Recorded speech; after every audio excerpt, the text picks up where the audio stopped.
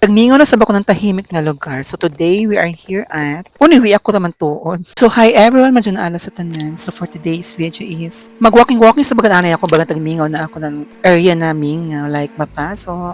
So as of now, nag-prepare na ako nan. Ato ahora kung mag-walking na dito. So dito kalimutan ang mga lip gloss kay basi mapidas kita. So hala mo tag 2 weeks man ba ko tong last na ako na walking. My God. Kay kasagaran ako workout today. Awan una is more on Chinese Dutch workout.